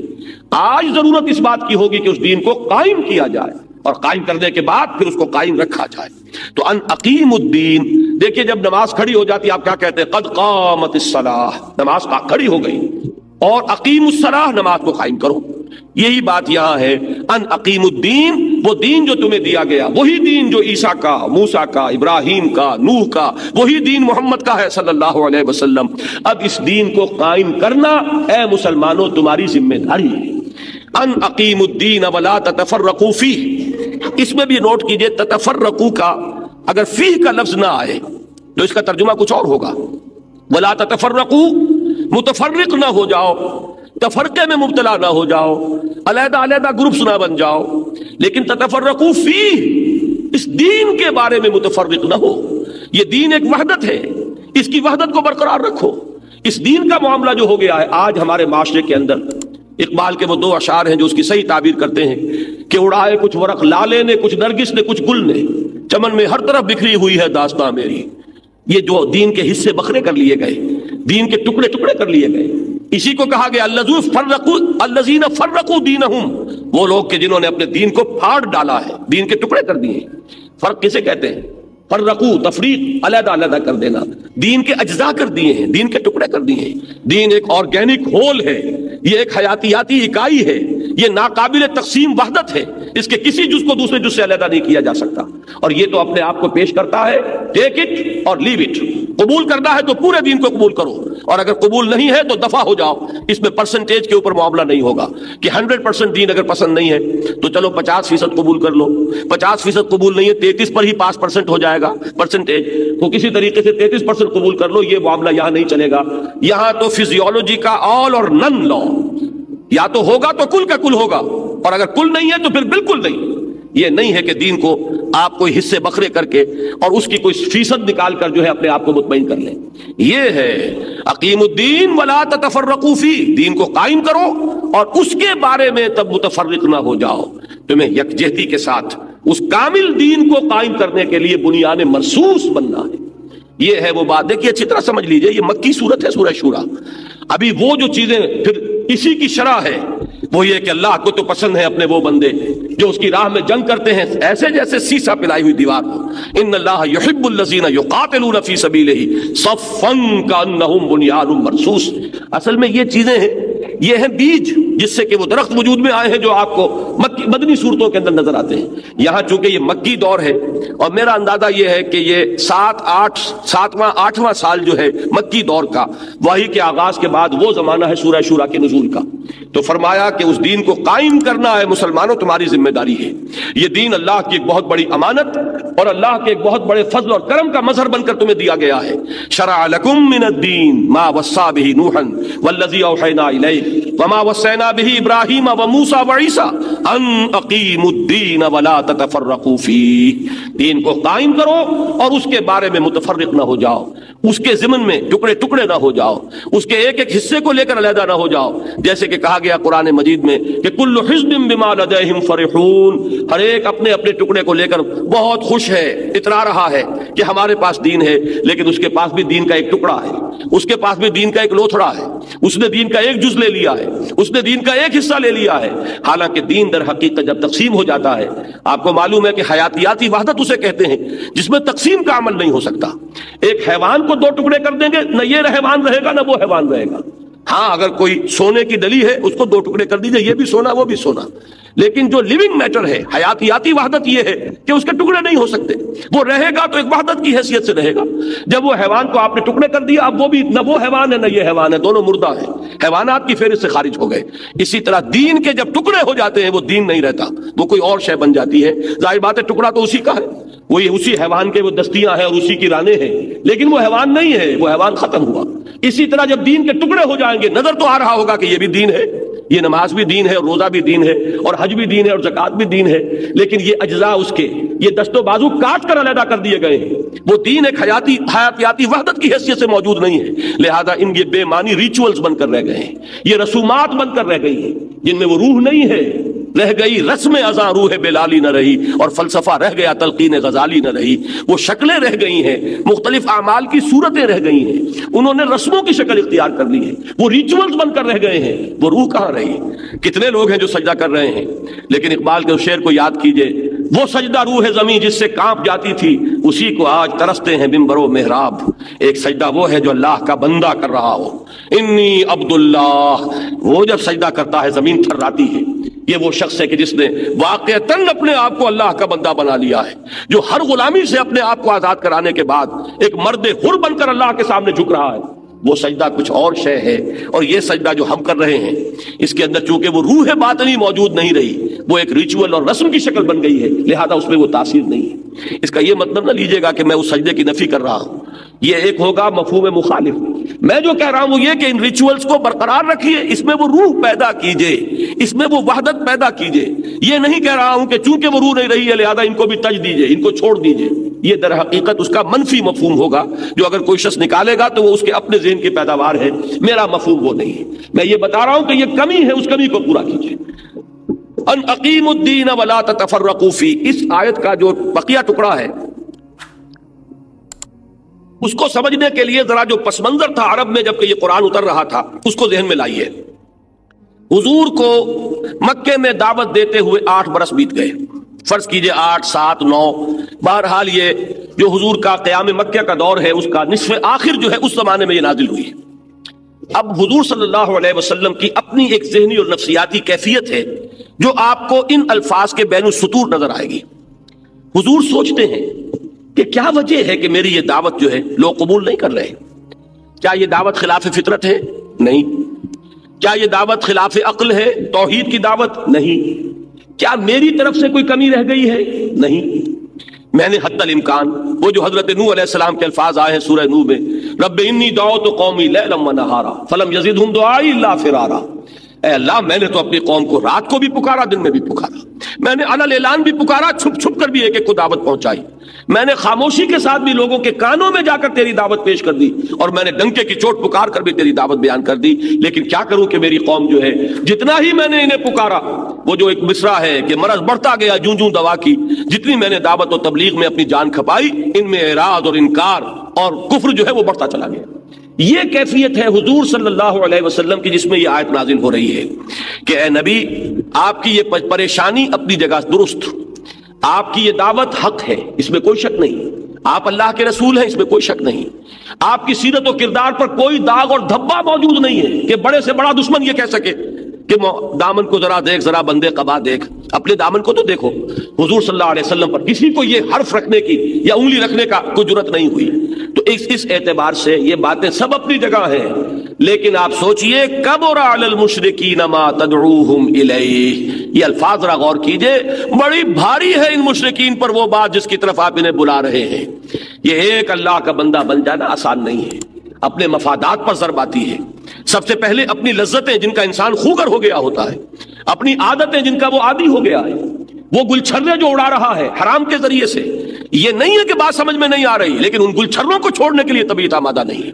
وہ چاہے نجی سطح سے لے لیجئے، کون نہیں ہم میں سے جانتا کہ صرف اللہ کا بندہ بننا چاہیے؟ کون نہیں جانتا کہ سود حرام ہے؟ کون نہیں جانتا کہ رشوت حرام ہے؟ کون نہیں جانتا کہ یہ فارورڈ ٹریڈنگ کی اکثر صورتیں حرام ہیں؟ لیکن کتنے ہیں یہاں بیٹھے ہوئے لوگوں میں سے جو اس سے بچے ہوئے ہیں؟ کتنے لوگ ہیں وہ کہ جو نماز کے 5 وقتہ پابند، لیکن انہوں نے وہ ہاؤس بلڈنگ فائنانس کارپوریشن سے قرض لیا، سود کا اور محل بنائے اپنے، اور اپنی بلڈنگیں اٹھائی۔ یہ سب کچھ کیوں ہے؟ جانتا ہوں ثواب اطاعت و زہد پر طبیعت ادھر نہیں آتی، جہاں مفادات کا معاملہ آتا ہے بڑا کٹھن مرحلہ ہے، بہت مشکل ہے۔ چمی گویم مسلمانم بے لرزم کہ دانم مشکلات لا الہ رہا۔ پہلی بات تو انفرادی طور پر یہ سورہ قیامہ میں اللہ تعالیٰ نے اس بات کو کھولا ہے، بل یرید الانسان لیفجر امامہ، انسان چاہتا ہے کہ جو فسق و فجور کی زندگی کا وہ عادی ہو چکا ہے اس کو برقرار رکھے، عادی ہو چکا ہے وہ کیسے چھوڑے، کس طریقے سے ان مفادات کو تج دے۔ اور یہ ذہن میں رکھیے، میں وہ تاریخی واقعہ شاید پہلے بیان کر چکا ہوں کہ ایک موقع پر ابتدائی دور تھا، نوجوانی کا جوش و خروش، تو حضرت خباب بن الارت یا حضرت عمار بن یاسر رضی اللہ تعالی عنہما، ان دو نوجوانوں میں سے کوئی ایک نوجوان چلا گیا جہاں پر کہ یہ قریش کے بڑے بڑے سردار بیٹھے ہوئے تھے، بڑے چودھری اور بڑے جو مختلف گھرانوں کے سربراہبردہ لوگ تھے، وہاں جا کر انہوں نے دعوت توحید پیش کی۔ تو اس پر جو رد عمل ہوا وہ بڑا دلچسپ تھا، کسی نے فقرہ چست کیا، کسی نے قہقہہ لگایا، کسی نے کوئی اور بات کی۔ ابو سفیان نے اس وقت جو بات کہی ہے وہ ان کے تدبر اور معاملے کو سمجھنے کی بہت بڑی دلیل ہے۔ انہوں نے کہا کہ نوجوان، یہ بت صرف ہمارے معبود ہی نہیں ہے، یہ ہماری آمدنی کا ذریعہ بھی ہیں۔ ظاہر ہے، دیکھیے بات صاف کہی ہے انہوں نے، انسان کو اس صاف گوئی کا کریڈٹ ملنا چاہیے۔ جس طریقے سے ابو جہل نے ایک مرتبہ بڑی صاف بات کی، جب اس سے پوچھا گیا کہ کیا تمہارے خیال میں محمد جھوٹ کہہ رہے ہیں صلی اللہ علیہ وسلم، انہوں نے صاف اقرار کیا نہیں، محمد نے کبھی جھوٹ نہیں بولا۔ تو پھر تم مانتے کیوں نہیں؟ صاف کہا اس نے کہ ہمارے اور بنو ہاشم کے درمیان مسابقت اور مقابلہ چل رہا تھا، ابھی تک تو ہم کندھے سے کندھا لگائے آ رہے ہیں، اب اگر ان کی نبوت مان لیں تو ہم تو قیامت تک کے لیے غلام ہو جائیں گے، اور یہ مجھے گوارا نہیں۔ تو give the dual is due, کہ اس نے کم سے کم یہ کہ کوئی جھوٹ نہیں بولا، جو سچی بات تھی دل کی وہ کہہ دی کہ اصل بات یہ نہیں ہے کہ مجھے محمد کے جھوٹے ہونے کا گمان ہے معاذ اللہ، اصل بات یہ ہے کہ اگر محمد کو ہم نبی مان لیں سر جھکانا پڑے گا۔ صاف بات ہے، قرآن مجید میں تمام رسولوں کی دعوت آئی، ان اعبدوا اللہ واطیعون، اللہ کی بندگی کرو، اور صرف اللہ کی بندگی نہیں، میری اطاعت کرو۔ تو اطاعت کیسے کر لیں محمد کی صلی اللہ علیہ وسلم؟ یہ ہے اصل شے۔ قرآن مجید کہتا ہے کہ نہیں کہتا کہ یہود کے علماء حضور کو ایسے پہچانتے تھے جیسے کہ اپنی اولاد کو پہچانتے ہیں، یعرفونہ کما یعرفون ابناہم، ایسے پہچانتے ہیں جیسے اپنے بیٹوں کو پہچانتے ہیں۔ لیکن کیوں نہیں مانا؟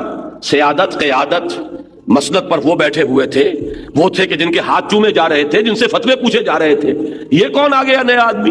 اگر اس کی بات مان لیں ہم تو اس کا مطلب یہ کہ ہمارا منصب ختم، ہماری حیثیت ختم، ہم تو پھر اس کے تابع ہو جائیں گے۔ ہماری وہ حیثیت جو ہے کہ ہم لوگوں کے اس وقت مقتدا ہے، رہنما ہے، وہ حیثیت ختم ہوتی ہے۔ یہ ہے اصل شے۔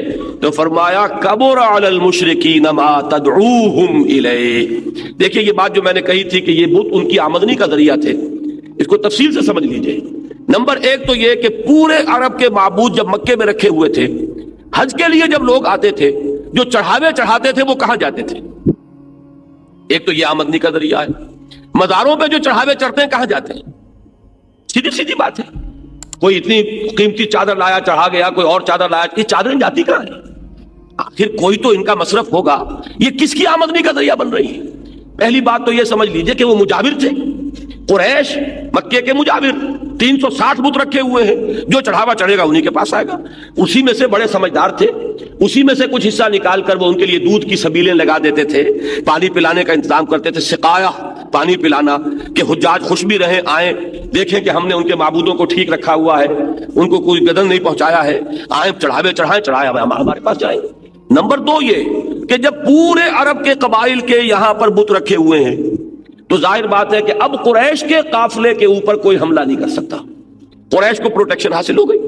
ایسٹ ویسٹ ٹریڈ جو تھی اس میں لنک رہے مستقل طور پر قریش، اس لیے کہ کسی اور قبیلے کا قافلہ بچ کر نہیں جا سکتا اور قریش کے قافلے پر آنچ نہیں آ سکتی، اس لیے کہ قریش کے قافلے کو لوٹیں گے تو ان کے پاس ان کے خدا جو ہیں وہ بیٹھ رکھے ہوئے ہیں ہاسٹیجز کی حیثیت سے، وہ ان کی گردن نہیں مروڑ دیں گے.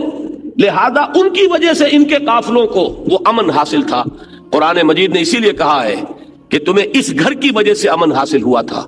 فَلْيَعْبُدُوا رَبَّ هَٰذَا الْبَيْتِ الَّذِي أَطْعَمَهُم مِّن جُوعٍ وَآمَنَهُم مِّن خَوْفٍ. تم نے اس کو بتوں کے ساتھ وابستہ کر دیا. اگر بتوں کے ساتھ وابستہ نہ کرتے تب بھی حاجی یہاں آتے. اور یہ حج کا معاملہ جو ہے ذہن میں رکھیے، مکے والوں کی اس میں معاش کا بھی اللہ تعالیٰ نے بندوبست کیا تھا. یہ ظاہر بات ہے حضرت اسماعیل علیہ السلام نے جب اپنی اولاد کو وہاں، بلکہ حضرت ابراہیم نے جب یہ کہا کہ رب انی اسکنت من ذریتی بواد غیر ذی زرع عند بیتک المحرم ربنا لیقیموا الصلاۃ، پروردگار میں نے اپنی نسل کو ایک شاخ جو ہے اس کو یہاں پہ آباد کر دیا ہے تیرے گھر کے پاس تاکہ وہ نماز کے نظام کو قائم رکھیں. تو اب فجعل افئدۃ الناس تہوی الیہم، اب لوگوں کے دلوں کو ان کی طرف مائل کر دے، لوگ یہاں آئیں اور ان کو ثمرات کے ذریعے سے وہ رزق پہنچا. وہ رزق آج تک وہاں پہنچ رہا ہے. جب بت نہیں تھے تب بھی وہ رزق آ رہا تھا، لیکن اس وقت صورت یہ بن گئی تھی کہ بظاہر وہ رزق بتوں سے وابستہ ہو گیا تھا کہ مختلف قبائل کے لوگ اپنے اپنے بتوں کو پوجنے کے لیے یاترا کے لیے آتے ہیں، چڑھاوے چڑھاتے ہیں. حالانکہ یہ تو گھر ہے اصل میں، کہ جس گھر کو کہ اللہ تعالیٰ نے مرکز بنایا تھا. جب یہاں بت نہیں تھے تب بھی یہاں ثمرات آ رہے تھے. ثمرات کل شیء یجبا الیہ ثمرات کل شیء. اور اس کے بعد جب حضور نے بتوں سے صاف کر دیا تو کیا اس کے بعد وہ ثمرات کل شیء وہاں نہیں آتے رہے؟ لیکن اس وقت جو چیز نظر آ رہی تھی بظاہر وہ کیا تھی کہ ان بتوں کے حوالے سے ہماری آمدنی ہے، ان بتوں کی وجہ سے ہمیں عرب کے اندر قیادت اور سیادت کا منصب حاصل ہے، تو ہم کیسے چھوڑ دیں؟ یہ ہے وہ بات جو یہاں فرمائی کہ اے نبی، نہ آپ کی دعوت خلاف عقل، نہ آپ کی دعوت خلاف فطرت، نہ آپ کے اپنی محنت میں کوئی کسر، نہ آپ نے جو کچھ کیا ہے اس میں کوئی بھی پہلو جو ہے ایسا رہ گیا ہے کہ جس میں کسی اصلاح کی ضرورت ہو. آپ نے جان اپنی مار دی، بلکہ روکا گیا کہ کیا آپ اپنے آپ کو ہلاک کر لیں گے اس غم کے اندر کہ یہ ایمان نہیں لا رہے. اے نبی آپ ہلکان نہ کیجئے اپنے آپ کو. لعلک باخع نفسک الا یکونوا مؤمنین. اصل بات کیا ہے؟ کبر علی المشرکین ما تدعوہم الیہ. اس بات کو سمجھ لیجئے، جس بات کی طرف آپ ان مشرکین کو بلا رہے ہیں وہ ان پر بہت بھاری ہے. فرمایا اللہ یجتبی الیہ من یشاء ویہدی الیہ من ینیب. جان لیجئے کہ ان مشرکین میں سے تو اللہ تعالیٰ جس کو چاہے گا کھینچ لے گا. اجتبا یجتبی، کھینچ لینا، پسند کر لینا، جس کو اللہ چاہے گا چن لے گا، اور جس کے اندر طلب ہدایت ہوگی اسے بالآخر ہدایت دے دے گا. یہ آیت کا یہ ٹکڑا آخری، اگرچہ میرے اصل مضمون سے اقامت دین سے اس کا کوئی براہ راست تعلق نہیں ہے، لیکن قرآن مجید میں بڑے جو حکیمانہ مضامین ہیں وہ اس طریقے سے آ جاتے ہیں ضمنی طور پر. مضمون بنیادی طور پر کوئی اور چل رہا ہے، لیکن حکمت کا کوئی موتی ہے کہ جو اس کے ساتھ ضمنی طور پر جو ہے ٹانک دیا گیا ہے اس کے حسن کے لیے. تو دیکھیے یہ دو راستے ہیں لوگوں کے حق کی طرف آنے کے. اگر تو کسی شخص کے اپنے دل میں حق کی طلب ہے، ہدایت کا وہ طالب ہے، تو آج نہیں تو کل اسے ہدایت مل کر رہے گی. یہ اللہ کا وعدہ ہے. جو حق کا طالب ہوگا ہم حق کھول دیں گے، جو ہدایت چاہے گا اسے ہدایت لازماً دیں گے. اور بعض اوقات ایسا بھی ہوتا ہے کہ کسی کی طبیعت میں خود کوئی حق کی طرف، ہدایت کی طرف میلان نہیں ہوتا، لیکن اللہ اسے پکڑ کر کھینچ لیتے ہیں زبردستی. یہ دو راستے جو ہیں ان کو یوں سمجھیے کہ ایک ابو بکر تھے رضی اللہ تعالی عنہ، طبیعت میں پہلے سے نیکی ہے، طبیعت کے اندر شرک سے اجتناب ہے، توحید تک خود پہنچ چکے ہیں. اب ان کے لیے تو کوئی بات ہی نہیں تھی، جیسے ہی حضور نے اپنی نبوت کا اظہار کیا فوراً ایمان لے آئے. یہ کون ہے؟ یہ تو وہ ہیں یہدی الیہ من ینیب، جو خود ہی رجوع کیے ہوئے ہیں، جو خود ہی طالب ہدایت ہے، جو خود ہی متلاشی حق ہے، اللہ تعالیٰ اس کو ہدایت دیتا ہے. اور حضرت عمر کا معاملہ کیا ہے؟ کیا ان میں بھی کوئی طلب تھی؟ قطعاً نہیں. وہ تو ایک کھلنڈرے قسم کے انسان، جیسے ہمارے معاشرے میں ہوتے ہیں کچھ لوگ جن کو لڑنے بھرنے میں مزہ آتا ہے، جو چلتے ہوئے خامخواہ بھی کندھا ماریں گے کسی کو. یہ انداز تھا حضرت عمر کا ایمان لانے سے پہلے. جو ابو جہل کا انداز تھا وہی حضرت عمر کا انداز تھا ایمان سے قبل. لیکن یہ کہ ایسے لوگوں کے اندر ایک بات ہوتی ہے ہمت، جرأت. یہ جس چیز کو صحیح سمجھ لیں گے اس کے لیے تن من دھن لگا دینا، جان کی بازی کھیل جانا، یہ چیزیں ان میں ہوتی ہیں، لیکن طبیعت کا کوئی میلان نہیں ہے کسی خیر کی طرف، بھلائی کی طرف، کوئی ہدایت کی طلب نہیں ہے۔ لیکن ایسے لوگوں کو جب اللہ چاہے کھینچ کر بلا لیتا ہے، جیسے کہ حضرت عمر کا واقعہ ہے کہ گھر سے نکلے تھے حضور کو قتل کرنے کے ارادے سے، لیکن اللہ نے ایسی شکل پیدا کر دی کہ اللہ تعالیٰ نے انہیں اپنی طرف کھینچا ہے۔ اسی کو کہتے ہیں ہمارے صوفیاء کہ ایک ہوتے ہیں مجذوب سالک، ایک ہوتے ہیں سالک مجذوب۔ سالک مجذوب وہ ہے جو چلتے چلتے چلتے چلتے خود آ رہا ہے اور پھر اللہ تعالیٰ بھی ہاتھ پکڑ کر اور ہدایت کے راستے پر لے آتا ہے۔ ایک وہ مجذوب سالک ہے جسے پہلے اللہ نے کھینچا اور کھینچ کر پھر رفتہ رفتہ ساری تربیت بھی دی اور سلوک بھی طے کرایا۔ تو یہ دو مزاج آپ کو انسانوں میں ہمیشہ ملیں گے، ایک وہ اللہ یجتبی الیہ من یشاء، یہ تو اب اللہ کی مرضی ہے، جس کو چاہے وہ کھینچ لے، جس کو چاہے اپنی طرف بلا لے، جس کا چاہے دل جو ہے، دل تو انسانوں کے اللہ کی انگلی کے مابین ہے، تمام لوگوں کے دل بین اصبع الرحمن، رحمان کی دو انگلیوں کے مابین ہے، جس کا چاہا پھیر دیا۔ اسی لیے دعائیں ہیں، یہ مسنون دعائیں ہیں، اللہم صرف قلوبنا الی طاعتک، اللہم ثبت قلوبنا علی دینک، اے اللہ ہمارے دلوں کو اپنے دین پر جمائے رکھ، اے اللہ ہمارے دلوں کو پھیر دے اپنی اطاعت کی طرف۔ تو یہ دل جو ہے اللہ کی انگلیوں میں ہے، جس کا دل چاہے وہ پھیر دے۔ یہ ہے وہ جو مجذوب سالک ہے جو یہاں پر بیان کیا گیا، اللہ یجتبی الیہ من یشاء، اور دوسرا وہ ہے جو خود حق کا طالب، ہدایت کا متلاشی، چل کر آ رہا ہے تو اس کا تو حق ہے کہ اس کے لیے دروازہ کھولا جائے، وہ آ کر دستک دے رہا ہے، اس کے لیے دروازہ کھولا جائے۔ یہ ہے وَيَهْدِي إِلَيْهِ مَن يُنِيبُ۔ اب ذرا ذہن میں رکھیے، جب حضور اقامت دین کی اس دعوت کو لے کر کھڑے ہوئے ہیں، اس وقت عرب میں دو قسم کے لوگ تھے۔ ایک تو یہ مشرکین تھے جو ضل ضلالا بعیدا کا مصداق تھے، دوسرے اہل کتاب تھے۔ حضور صلی اللہ علیہ وسلم کو زیادہ جو پریشانی لاحق ہوتی تھی ان اہل کتاب کے بارے میں، انہیں کیا رکاوٹ ہے؟ یہ تو مشرکین ہیں، ان کے پاس کسی رسول کی دعوت نہیں، کوئی کتاب نہیں،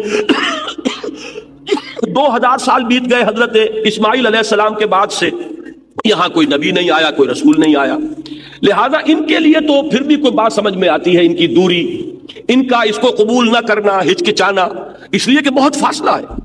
لیکن یہودیوں کو کیا ہوا؟ یہ عیسائیوں کو کیا ہوا؟ یہ تو کتابیں پڑھتے، وہم یتلون الکتاب، کتابیں پڑھتے ہیں، تورات موجود ہے، اگرچہ تحریف ہو گئی ہے لیکن پھر بھی وہ بنیادی ہدایت تو موجود ہے، انجیل موجود ہے، آج بھی اس انجیل کو آپ پڑھیے، بہترین مواعظ اس کے اندر موجود ہیں، دین کی بنیادی تعلیم اس کے اندر موجود ہے۔ جو بھی انہوں نے تحریف کی ہے وہ 2-4 جگہوں پر ہے، اور یہ بھی جان لیجئے کہ اصل میں اب بھی اناجیل اربعہ میں کہیں تثلیث کا عقیدہ موجود نہیں ہے، اب بھی کہیں پر بھی یہ کفارے کا عقیدہ ان میں موجود نہیں ہے۔ یہ تثلیث اور کفارے کے سارے عقیدے جو ہیں وہ جو پال کے لیٹرز ہیں ان کے اندر ہیں۔ واقعی یہ کہ وہ اناجیل اربعہ اب بھی اس سے پاک، کچھ ذو معنی قسم کے جملے تو ہیں جس سے یہ مفہوم بھی نکالا جا سکے، وہ بھی نکالا جا سکے، لیکن صراحت کے ساتھ تثلیث کا عقیدہ ان اناجیل اربعہ میں آج بھی موجود نہیں۔ تو سوچئے کہ حضور کو جو سب سے زیادہ تشویش ہوتی تھی وہ ان مشرکین سے بھی بڑھ کر ان کے بارے میں، کہ انہیں تو فوراً بڑھ کر قبول کرنا چاہیے تھا، یہ تو ان کے اپنے گھر کی بات ہے۔ قرآن موسیٰ کا ذکر کر رہا ہے، کتنے ادب سے، کتنے احترام سے، کتنی تعظیم سے۔ موسیٰ کی زندگی کے حالات پر قرآن مجید کا 1/13 حصہ حضرت موسیٰ کے حالات پر مشتمل ہے۔ یہ جو قصص القرآن کتاب لکھی مولانا میں نام بھول رہا ہوں، کوئی صاحب شاید بتا سکے، بہرحال حفظ الرحمان سہاروی رحمۃ اللہ علیہ، قصص القرآن، انہوں نے ایک کام بڑا عجیب کیا ہے۔ ہر رسول یا نبی جس کا ذکر لائے ہیں اس میں پہلے بتا دیا ہے کہ قرآن مجید میں کہاں کہاں ان کا ذکر ہے، اور آیات گنتی کر کے ٹوٹل آیات کتنی ہیں جو ان کے حالات پر قرآن مجید میں مشتمل ہیں۔ چنانچہ حضرت موسیٰ علیہ السلام کے حالات پر قرآن مجید میں 555 آیات ہیں، 6500 آیات ہیں کل، اس سے ذرا کچھ اوپر 6666 بھی کہتے ہیں۔ بہرحال وہ چونکہ کچھ تعداد آیات میں تھوڑا سا فرق ہے، آیت بسم اللہ کو ہر مرتبہ کاؤنٹ کیا جائے یا نہ کاؤنٹ کیا جائے، 113 مرتبہ جو سورتوں کے آغاز میں لکھی ہوئی ہے، ہر مرتبہ گنیں گے تو 113 کی تعداد بڑھ جائے گی، نہیں گنیں گے تو گھٹ جائے گی۔ لیکن یہ کہ 6500 آیات، اس میں سے 550 آیات حضرت موسیٰ کی، تو 1/13 آف قرآن حضرت موسیٰ کے ذکر پر مشتمل ہے۔ پھر ان کو کیا مصیبت ہوئی ہے کہ یہ ایمان نہیں لا رہے؟ حضرت عیسیٰ علیہ السلام کی جو عظمت قرآن نے بیان کی ہے، اس کے بعد پھر یہ عیسائی کیوں ایمان نہیں لا رہے؟ تورات کی تصدیق قرآن کر رہا ہے کہ تورات اللہ کی کتاب تھی، انجیل کی تصدیق کرتا ہے قرآن کہ انجیل اللہ کی کتاب تھی، تورات کے بارے میں تسلیم کر رہا ہے قرآن فیہا ھدی و نور، اس میں ہدایت بھی تھی نور بھی تھا، انجیل کے بارے میں قرآن کہتا ہے فیہ ھدی و نور، اس میں ہدایت بھی تھی نور بھی تھا، پھر ان کو کیا رکاوٹ ہے؟ اب اس کا آپ بیان کیا ہے، یہ میں ابھی تعویل خاص بیان کر رہا ہوں، تعویل عام جو اس وقت ہمارے حالات میں ان آیات کی جو رہنمائی ہے وہ بعد میں عرض کروں گا۔ وہ مشرکین مکہ، ان کے بارے میں تو فرما دیا کہ ان کے لیے تو بہت ہی بھاری ہے اے محمد صلی اللہ علیہ وسلم آپ کی دعوت کو ماننا، آپ کو ہلکا نظر آ رہا ہے، آپ اپنے اوپر قیاس کر رہے ہیں۔ یہ لوگ وہ ہیں جو اپنی جو بھی ان کی حرام خوریاں ہیں، جس کے یہ عادی ہو چکے ہیں، جس عیش کے اور فسق و فجور کے یہ عادی ہو چکے ہیں، جن مفادات اور مراعات کے یہ عادی ہو چکے ہیں، ان کو چھوڑ دینا ان کے لیے آسان نہیں۔ لہذا ان میں سے تو جسے اللہ چاہے گا کھینچ لے گا، اور جس کے دل میں کوئی ہدایت کے لیے طلب ہوگی تو بالآخر اسے ہدایت ہو جائے گی۔ اب دوسرے طبقے کو لیجئے، وَمَا تَفَرَّقُوا إِلَّا مِن بَعْدِ مَا جَاءَهُمُ الْعِلْمُ بَغْيًا بَيْنَهُمْ، اور نہیں تفرقے میں مبتلا ہوئے یہ کون؟ اہل کتاب، یہ عیسائی اور نصارہ اور یہود بنی اسرائیل۔ وما تفرقوا، وہ نہیں متفرق ہوئے، الا من بعد ما جاءهم العلم، مگر اس کے بعد کہ ان کے پاس العلم آ چکا تھا۔ یعنی آپ سوچئے یہود کے کتنے فرقے ہو گئے، کیوں ہوئے؟ جبکہ ان کے پاس کتاب موجود تھی۔ عیسائیوں کے کتنے فرقے ہو گئے، کیوں ہوئے؟ جبکہ کتاب موجود تھی۔ معلوم یہ ہوا کہ ان کا تفرقہ کیوں ہوا؟ اندھیرے میں نہیں ہوا۔ ایک ٹھوکر وہ ہوتی ہے جو انسان اندھیرے میں کھاتا ہے، اندھیرے میں ٹھوکر لگی تو آپ اس کو قابل معافی سمجھیں گے کہ مجبوری ہے، لیکن اگر پوری روشنی ہو اور اس روشنی میں کوئی شخص ٹھوکر کھائے تو آپ ملامت اسے کریں گے کہ آنکھیں کھول کر چلنا چاہیے، روشنی ہے، کوئی اندھیرا نہیں ہے، تمہارے سامنے پتھر تھا تمہیں نظر کیوں نہیں آیا؟ تو یہاں قرآن کہہ رہا ہے کہ ان میں جو تفرقہ ہوا ہے وہ کسی اندھیارے میں نہیں ہوا، من بعد ما جاءہم العلم، اس کے بعد کہ ان کے پاس علم آ چکا، اس روشنی کے اندر جو ٹھوکر کھائی اور اس روشنی میں جو یہ متفرق ہوئے اور تفرقے میں مبتلا ہوئے، تو کیوں ہوئے؟ یہ لفظ جو ہے آپ کے پاس وہ موجود ہے تو انڈر لائن کر لیجئے، یہ اہم ترین لفظ ہے اس موضوع پر، بغیم بینہم، آپس میں ایک دوسرے کی زدم زدہ، ایک دوسرے پر بغاوت، ایک دوسرے پر ڈومینیٹ کرنے کا جذبہ، یہ ہے اصل شے۔ یہ نہیں کہ آپ کسی شے کو پہچان نہیں رہے، جیسا کہ میں نے ابھی عرض کیا، قرآن کہتا ہے کہ یہود حضور کو ایسے پہچانتے تھے جیسے اپنے بیٹوں کو، کیوں نہیں مان رہے؟ یہ زدم زدہ ہے، یہ تعصب ہے، یہ کون اونچا کون نیچا، بغین بغاوت، کسی کے اوپر تعدی کرنا، کسی پر چڑھائی کرنا، یہ بغا کا اصل مفہوم ہے۔ بغا و تغا، تغا کہتے ہیں طغیانی، دریا اپنی اگر حدوں کے اندر ہے تو ٹھیک ہے، ذرا نکل گیا تو طغیانی پر ہے، تو بغاوت اپنے حد پر کوئی رہے تو ٹھیک ہے، تعدی کرے گا تو بغاوت ہے۔ تو یہ بغیم بینہم، آپس میں ایک دوسرے کے اوپر چڑھ دوڑنا، آپس میں ایک دوسرے پر بالادستی حاصل کرنا، اس کو اگر جدید اصطلاح میں آپ سمجھنا چاہیں تو ایڈلر ایک بہت بڑا ماہر نفسیات ہے، اس کا اپنا ایک فلسفہ ہے، اس کے نزدیک انسان کے محرکات عمل میں جو سب سے زیادہ پوٹنٹ ہے وہ ہے دی ارج ٹو ڈومینیٹ، دوسروں پر تسلط، غلبہ حاصل کرنا، دوسروں پر ڈومینیٹ کرنا، دوسروں پر اپنی دھونس جمانا، دوسروں پر اپنے اقتدار کا تخت جمانا، دوسروں کو اپنے نیچے لینا، یہ جذبہ انسان کا اس کے نزدیک قوی ترین جذبہ ہے۔ ویسے یہ جتنے بھی ماہرین نفسیات اس دور کے ہوئے ہیں، ان سب کی ایک بدقسمتی یہ ہے کہ ان کی نگاہ ایک ایک چیز پر جم گئی ہے اور انہوں نے سمجھا یہی سب کچھ ہے۔ اگر فرائڈ کو سیکس نظر آیا تو اس نے کہا سیکس ہی سیکس ہے، باقی کچھ نہیں۔ یہ تو اگر ماں محبت بھری نگاہ سے بیٹے کو دیکھے گی تب بھی سیکس ہے، اور باپ نے اگر بیٹی پر محبت بھری نگاہ ڈالی ہے تو یہ بھی وہ شفقت پدری یا شفقت مادری وہ جانتے ہی نہیں، وہ تو جانتے یہ سارا سیکس کا کھیل ہے، ایڈیپس کمپلیکس ہے، اس کے سوا کچھ نہیں۔ تو ان کی حماقت صرف اتنی ہے کہ ایک حقیقت کو دیکھتے ہیں لیکن اسے پھول کے اوپر جو ہے وہ تھوپ دیتے ہیں، ہوتی حقیقت ہے۔ اس میں کوئی شک نہیں ہے کہ سیکس ایک بہت پورٹنٹ فیکٹر ہے انسان کا، اس میں کوئی شک نہیں۔ یہی تو چیز ہے جس کی وجہ سے یہ ستر اور پردے کے احکام قرآن نے دیے، کیوں دیے؟ اگر سیکس کے اندر اتنی زیادہ قوت نہ ہوتی، اگر اس کے اندر انسان کے لیے اتنی کشش نہ ہوتی تو کبھی اتنی قدریں لگانے کی ضرورت نہیں تھی۔ یہ اتنا پورٹنٹ فیکٹر ہے کہ اس کو در حقیقت زنجیر میں باندھنا آسان کام نہیں ہے۔ اس کے لیے یہ ساری حفاظتی تدابیر ہیں، جسم کو اس طرح ڈھک کر رکھو، اس طریقے سے سطر کا معاملہ ہے، یہ حجاب کا معاملہ ہے، سیگریگیشن ہے، فری انٹرڈکشن نہ ہو مردوں اور عورتوں کی، یہ ساری اسی لیے تو ہے۔ تو سیکس یقیناً ایک پورٹنٹ فیکٹر ہے، لیکن یہ نہیں کہ بس سیکس ہی سیکس ہے اور کوئی شے نہیں۔ اسی طریقے سے مارکس کو پیٹ نظر آیا، اس نے کہا پیٹ ہی پیٹ ہے اور کچھ نہیں۔ ہر شے جو ہے وہ صرف انسان کا معاش کا مسئلہ ہے اور کچھ نہیں ہے. مذہب بھی معاش کے تابع اور فلسفہ بھی اور اخلاقیات بھی اور ساری ایتھیکل ویلیوز بھی یہ سب معاشیات کے تابع ہیں. اسی طریقے سے ایڈلر صاحب کو یہ چیز نظر آ گئی ہے. یہ بھی حقیقت دی ارج ٹو ڈومینیٹ، اپنا تسلط، اپنا غلبہ، فوقیت، تفوق حاصل کرنا، یہ در حقیقت یہ بھی ہے انسان کے اندر. لیکن یہ وہ چیز ہے جسے کہ قرآن قرار دے رہا ہے سارے تفرقے کی جڑ یہ ہے. تفرقہ خلوص سے نہیں ہوتا، خلوص سے اختلاف ہوتا ہے. اچھی طرح سمجھ لیجیے ان دونوں چیزوں میں بڑا فرق ہے. اختلاف اور ہے، تفرقہ اور ہے. اختلاف تو یہ بھائی آپ کی رائے یہ ہے، میری رائے یہ، کوئی حرج نہیں. آپ اپنے طریقے پر عمل کیجئے، میں اپنے طریقے پر کرتا ہوں. آپ سمجھتے ہیں کہ ہاتھ یہاں باندھنے چاہیے، باندھ لیجئے، مجھے کوئی اعتراض نہیں. میں سمجھتا ہوں ہاتھ کھول کر نماز پڑھنی چاہیے. میں ابھی ہو کر آیا ابو ظبی، تو پہلی مرتبہ میں نے دیکھا ہے، کیونکہ وہاں کا جو حکمران خاندان ہے وہ مالکی ہے. آج تک کسی مالکی کے پیچھے نماز پڑھنے کا موقع نہیں ہوا تھا.